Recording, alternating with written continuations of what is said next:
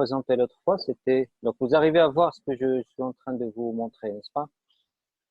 Alors, Microsoft Access, il fait partie Oui, de la famille Office, d'accord? En sachant bien que dans la famille Office, c'est une suite bureautique qui contient un outil très puissant lorsqu'il s'agit de gérer beaucoup de données, beaucoup d'informations. Donc, on appelle ce monde-là les bases de données. OK, donc toute application et tout système d'information, il est basé sur des informations qui doivent être stockées de manière cohérente afin de pouvoir récupérer l'information par la suite. Donc, on a vu la différence qu'il y a entre Microsoft Excel et Microsoft Access. Oui, Alors, on a dit que sur Excel, les données ne sont pas normalisées. Ça veut dire, si on a la colonne nom, prénom, date, naissance, et si par malheur quelqu'un se trompe dans la saisie, et au lieu de mettre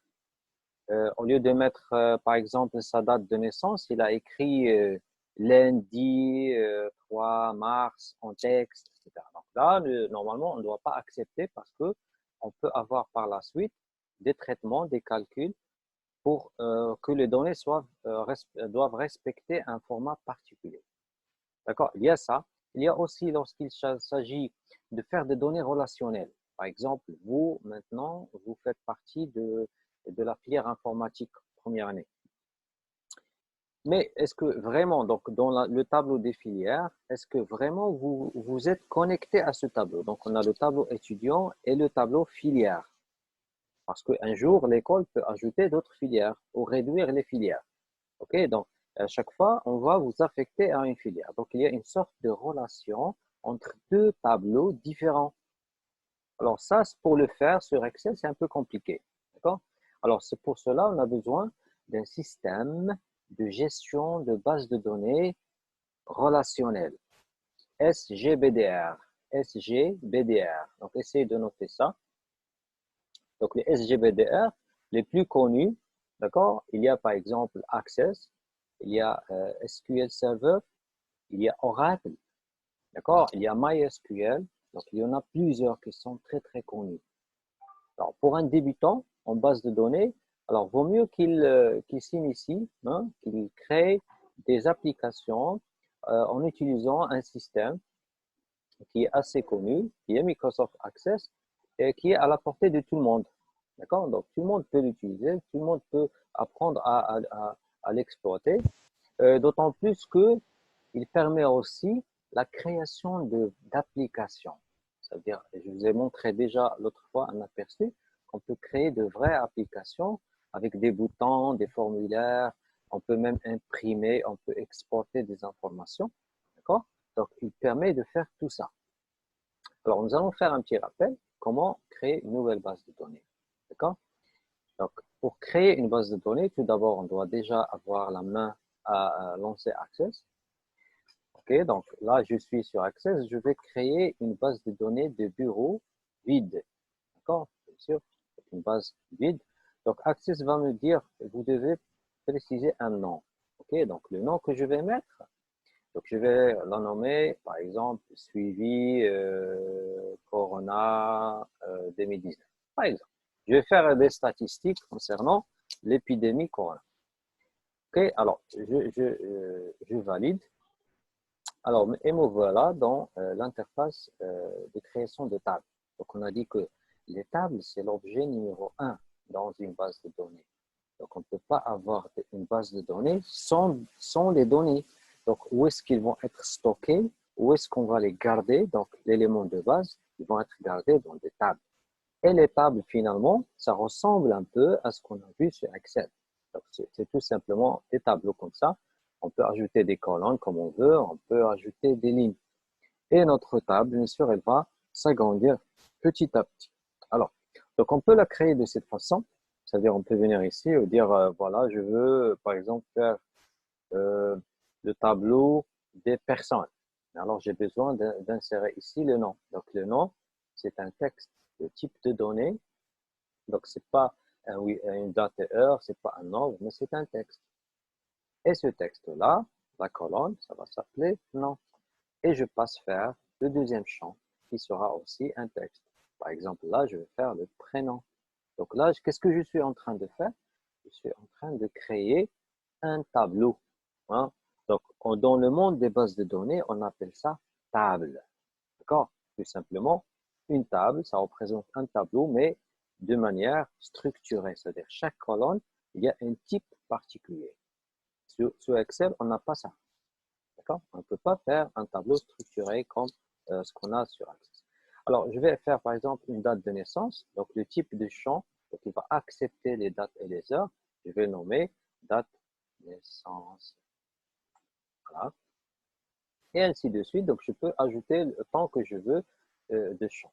Et là, vous pouvez insérer directement vos informations. Donc, remarquez le premier champ, il y a numéro.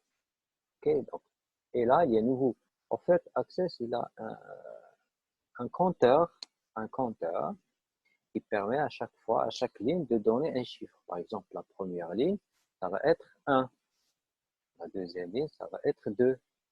Et ça va être automatiquement. Donc, ça, on appelle ça une incrémentation automatique, hein, d'identifiant. Chaque ligne va être identifiée de manière séparée. Alors, je vais mettre ici, par exemple, Mahmoudi Samir, par exemple, date de naissance.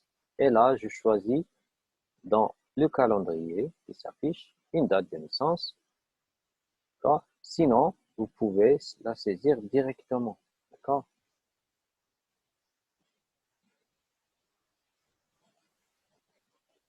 Okay. Et je passe faire la deuxième. Vous voyez?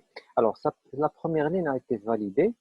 Et vous voyez que là, il y a le chiffre 1. Moi, je n'ai pas fait la saisie de 1. OK? Ça a été fait automatiquement. Donc, vous allez noter cette information. On appelle ce genre de champ la clé automatique. D'accord? Par exemple, le numéro 1, c'est une clé automatique. Ça veut dire qu'on ne peut pas trouver un autre 1 dans les lignes qui suivent. Impossible. D'accord? Donc, vous ne pouvez pas trouver le même chiffre ailleurs. C'est un numéro unique. Il doit être unique. OK? Ça, c'est parmi les normes des bases de données. Chaque information ne doit pas être redondante. Hein? On appelle ça la redondance. On ne doit pas trouver une redondance au niveau des bases de données. Alors, je vais ajouter une deuxième personne. Nous allons vérifier ça. Par exemple, on a Guisser Youssef. Okay. D'accord. Il est né le 1er le 2 avril 2000. Alors, vous voyez ce que j'ai dit? Donc, automatiquement, Access, il affecte un numéro différent à chaque ligne pour qu'il aille un identifiant unique. OK? Donc, ça, c'est un principe à ne jamais oublier dans les bases de données. OK. Donc, une fois qu'on aura fait ça, vous allez me dire, finalement, voilà, on va faire la saisie de cette manière. Donc, qu'est-ce qui va différencier Excel? Donc, quel est l'avantage d'utiliser Access? On peut faire la saisie sur Excel directement. Mais donc, Access, il permet aussi d'ajouter autre chose. Par exemple, si vous jetez un coup d'œil sur le menu Créer, plutôt le ruban, hein, on appelle ça le ruban Créer, alors vous allez trouver qu'effectivement, on peut créer des tables, créer des requêtes, créer des formulaires, des étapes, et macros et code. Bon, ça veut dire quoi tout ça? Ça veut dire que vous pouvez faire presque une application complète en se basant uniquement sur Access. Ça veut dire que je peux créer l'ossature de ma base de données, à savoir les tables. Ça veut dire que ça, c'est le principal. Houda, n'activez pas votre micro, Houda. OK, donc je mets en mute. Et aussi, si on veut chercher des informations, on a des requêtes. Bon, on va chercher parce que une base de données, elle est faite pour accueillir plusieurs milliers de lignes. D'accord? On aura du mal à chercher une ligne. Donc, il y a des objets qui sont capables de faire ça, qu'on appelle les requêtes. Ils sont très, très puissantes.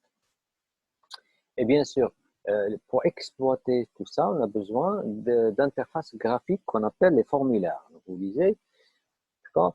Donc, le formulaire, en fait, l'Arabia, on dit stimara, hein, c'est-à-dire là, on va faire une saisie.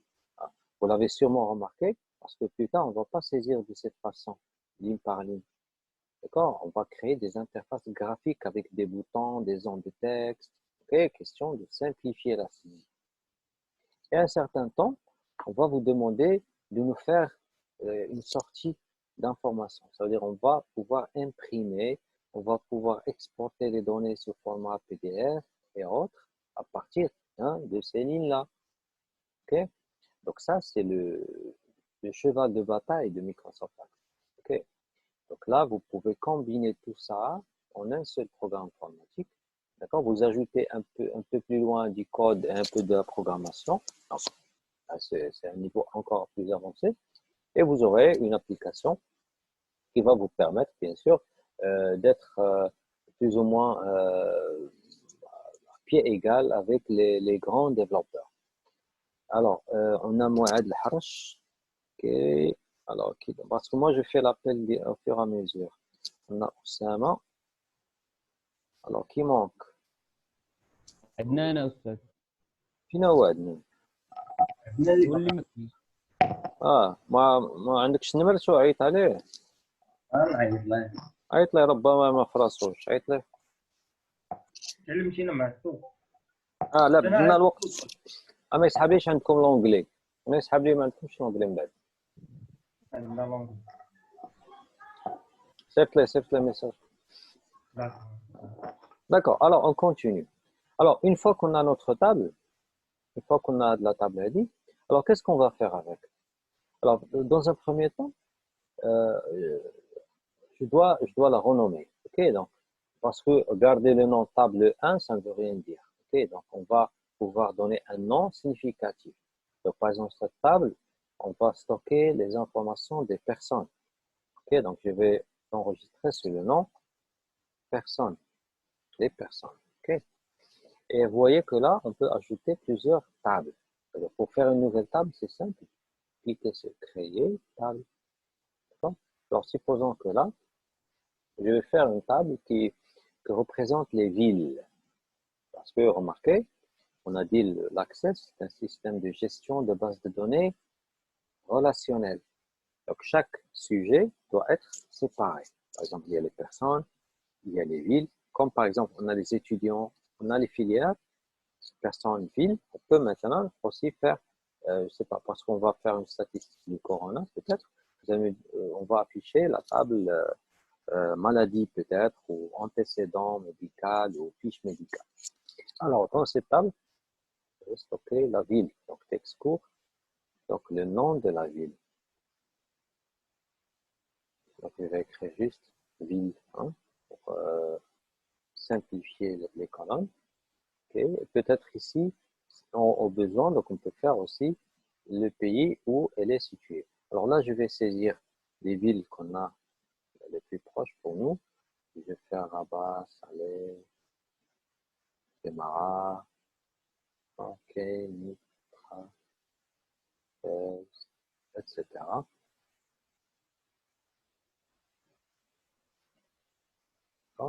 Et là, vous mettez le pays auquel elles appartiennent, bien sûr.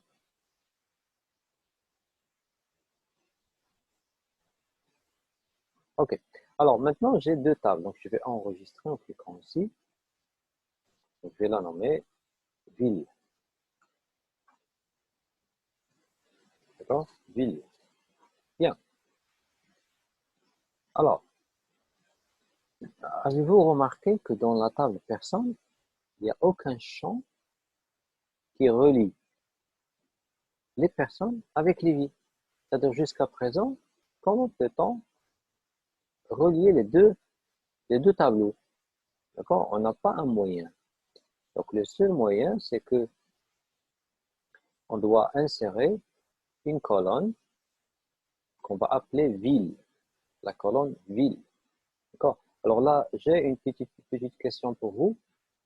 Dans quelle table nous allons faire la ville?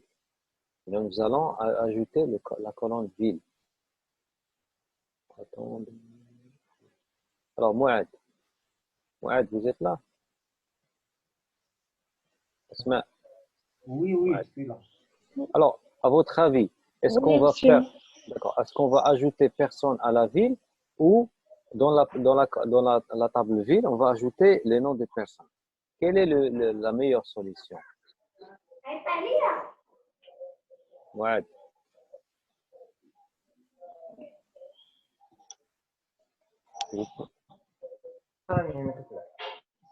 Alors, est-ce qu'on ajoute la ville ici ou est-ce qu'on ajoute les personnes là pour les relier? Quelle est la meilleure solution? Qui appartient à l'autre? Maxwell, tu as une idée? Oui, la personne appartient à la ville. Très bien. Parce que une ville, on peut trouver plusieurs personnes appartenant à la même ville. Alors si, par exemple, donc je ne peux pas faire personne 1, personne 2, personne 3, ok, ça ne veut rien dire. Par contre, ici, dans la table personne, on peut ajouter la colonne ville. Donc chaque personne, on va pouvoir insérer la ville à laquelle il appartient. Donc c'est ce que je vais essayer de faire. Alors vous allez suivre avec moi cette manœuvre parce qu'elle est importante. Je vais ajouter un champ ici. Cette fois, je ne vais pas choisir texte. Non, je vais aller plus loin. Vous voyez, liste de choix et relation. Donc, je suis dans la table personne, liste de choix et relation. Alors là, je vais cliquer et je vais sélectionner. Là, il me dit, cet assistant va créer un champ de liste qui affiche la série de valeurs, etc. Ça va venir. Donc, je veux que le champ extrait les valeurs d'une autre table. Oui. Alors, où est-ce qu'elle est cette table? Donc, je suis sur personne, donc les informations se trouvent dans la table ville. Suivant. Alors, que voulez-vous extraire? Donc, je vais extraire le nom de la ville. Ici, je dois afficher le nom de la ville. Suivant. Voulez-vous les trier en ordre croissant, décroissant? Peu importe, hein? Oui, peut-être. Alors, il va l'afficher de cette façon. Les villes vont être affichées. Je dois pouvoir sélectionner la ville de cette façon. Donc, je vais voir pour terminer. Alors, le champ, ça va s'appeler ville. Et remarquez ici, il y a un bouton qu'on ne trouve pas dans les autres. Il y a un bouton et je vais trouver la ville à laquelle appartient chaque personne. D'accord? On peut prendre une ville et les villes là, chaque fois que vous ajoutez une nouvelle ville, il va automatiquement se trouver ici, dans cette liste. Alors, c'est ce que je vais vous demander de faire. Vous allez créer une nouvelle base de données. Vous allez nommer peut-être statistique Corona. Et là, vous allez créer la première table, la table personne, où on va trouver le nom, le prénom, date de naissance, ville. Et vous allez créer la table ville et le pays. Et vous allez faire la relation en ajoutant comme ça un champ, liste de choix et relations. Et vous allez choisir la table ville et le champ nom de la ville. D'accord? Donc, ça va être ça la partie pratique que vous allez réaliser maintenant et qu'on va essayer de continuer par la suite. D'accord? Alors, il nous reste combien de temps? Alors, on est... 18 minutes. Il reste 18 minutes. Très Non, bien. un quart d'heure. Un quart d'heure. Hein? OK. Alors, فينا أول آخر شنو عندنا؟ عندنا n'est pas encore venu. تليفون طافي. Comment? تليفون طافي. نديرو طاف. Ah, طفالي التليفون. de toute façon شوف غادي نحطوا هادشي في كلاس روم. هذاك الكلاس روم اللي درنا. Vous allez trouver la vidéo encore une fois. Donc, si vous souhaitez la réviser, et aussi pour Adnan ou là les autres qui ne sont pas là. OK. Alors, je vais ajouter une troisième table cette fois. Alors, cette troisième table, par exemple, j'ai le nom, prénom, date de naissance et la ville. OK. Peut-être que je veux dire que telle ou telle personne a un antécédent médical ou pas, bon, on va créer une table pour mettre en place toutes les maladies possibles qu'on peut avoir. Ok. Alors, je vais créer une nouvelle table. Créer, table. Alors, cette table-là, je vais mettre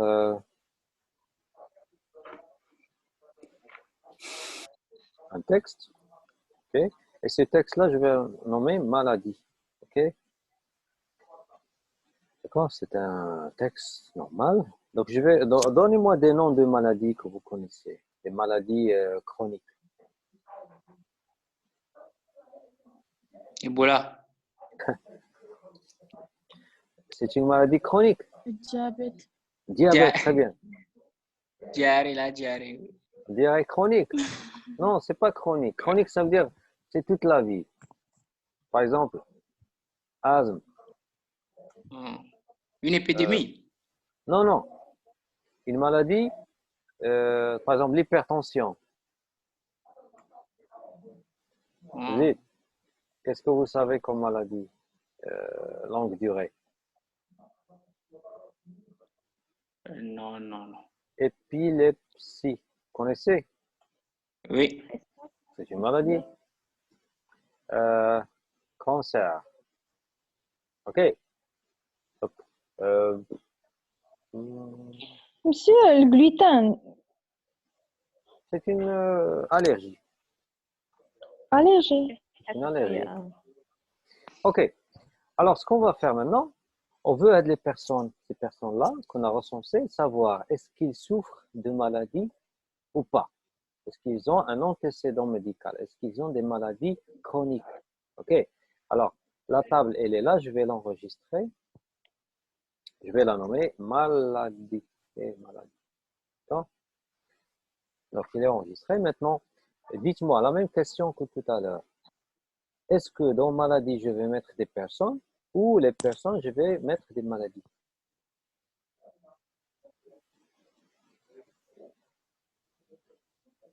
On met les maladies dans les personnes. D'accord. Donc, ça veut dire qu'on doit ajouter une colonne maladie ici. On ne va pas ajouter des personnes à côté de chaque maladie. Parce que ça ne veut rien dire. Peut-être qu'il y a des milliers de personnes qui ont le diabète. Je ne vais pas ajouter des milliers de noms ici. D'accord? Alors, on va modifier la table personne pour ajouter la colonne maladie. Mais attention, quel est le type de la colonne que je vais faire?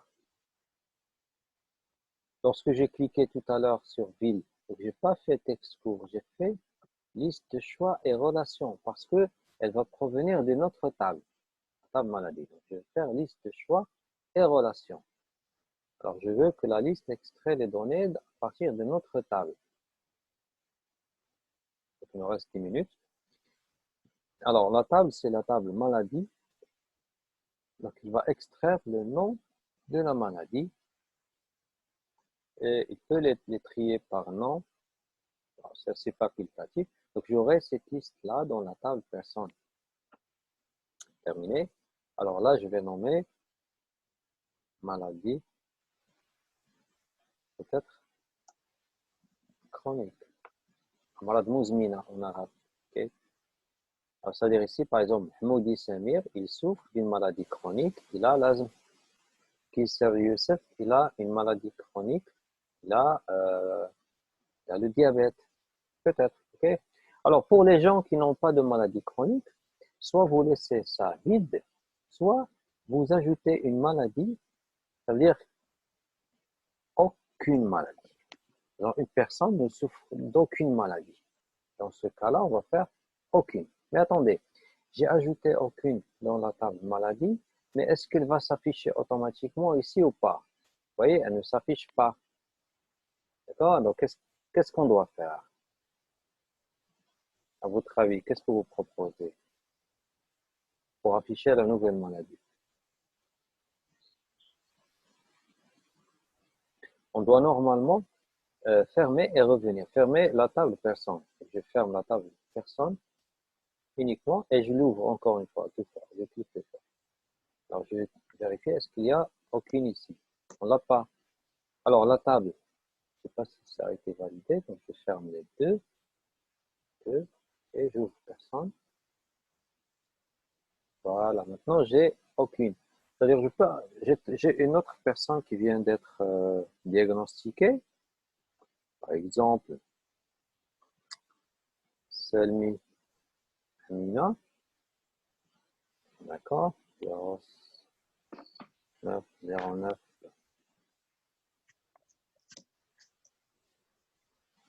2001.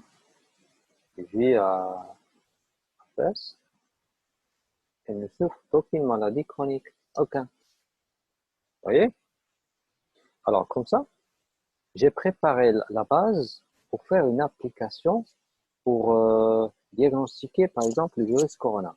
Donc, je suis en train de la bâtir, cette application-là. Donc, l'essentiel, c'est que les tables doivent être prêtes à recevoir les données.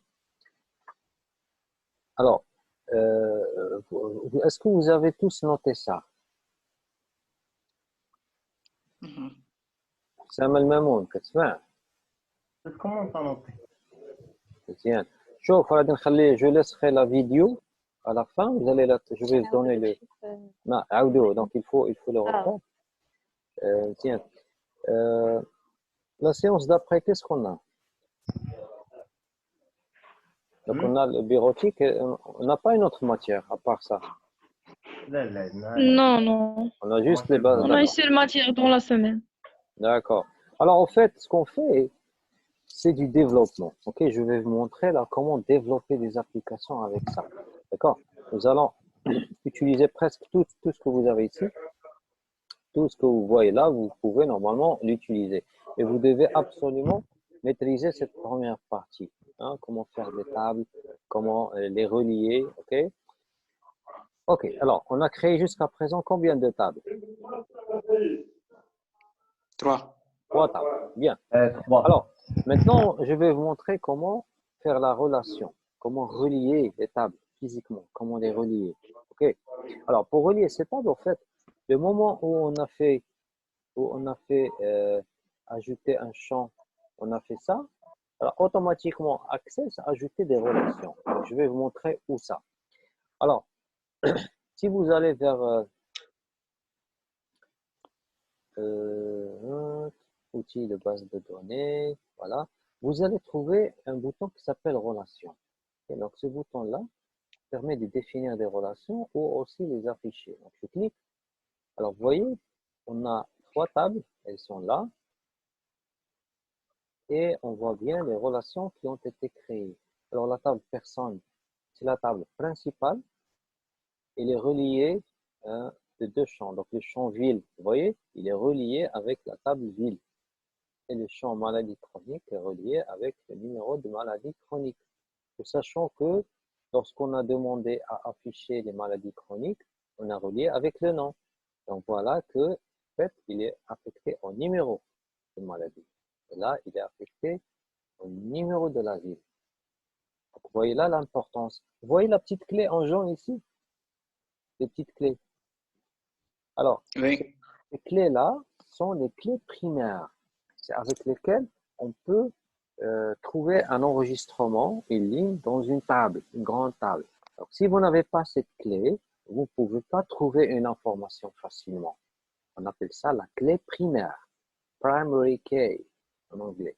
Donc ça, vous allez le voir encore d'une manière plus approfondie dans les cours que vous allez avoir dans les business intelligence.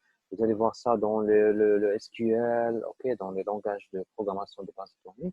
Vous allez apprendre beaucoup ce genre de choses, mais vous devez retenir qu'il est très important pour une table parce qu'il permet d'identifier d'une manière unique une seule ligne. C'est-à-dire chaque ligne, elle est identifiée d'une manière unique. Par exemple, j'ai la ligne où il y a Maxwell, même s'il y a un autre Maxwell, donc pour Access, il est différent en premier. Chacun, il a un code unique, c'est comme un matricule. Alors, ces relations, on voit bien qu'ils ont été créées. Alors, pour rappel, pour revenir aux relations, vous devez passer par outils de base de données, relations. Et là, par exemple, dans les rapports de projet, on va vous demander d'imprimer les relations de la base de données. Alors, c'est ce que vous devez imprimer. C'est le schéma à imprimer dans les projets informatiques. Très bien. Donc, j'enregistre, n'oubliez pas d'enregistrer. Alors aujourd'hui, on a créé les bases de données d'une application pour diagnostiquer le corona, pour faire les statistiques du corona. Donc, on a des malades qui ont été diagnostiqués, issus de plusieurs villes. Et pour chaque malade, on retient son nom, prénom, date de naissance, ville et s'il a des maladies chroniques avant. Et comme ça, on peut faire des statistiques sur l'évolution de cette maladie. Voilà. Et la prochaine séance, vous allez me rappeler, on va travailler sur les formulaires. C'est-à-dire comment donner la forme d'une application à notre base de données pour qu'elle soit cliquable avec des boutons, avec des flèches, avec des boutons, par exemple des ondes de saisie et tout ça, pour qu'elle soit plus simple à utiliser. D'accord? Alors, je pense qu'on a entamé le temps qu'on a. Et que c'est l'heure, n'est-ce pas? Oui, Allô? oui, D'accord. Oui. Donc, je vous souhaite une très bonne journée. 11h30. Portez-vous bien.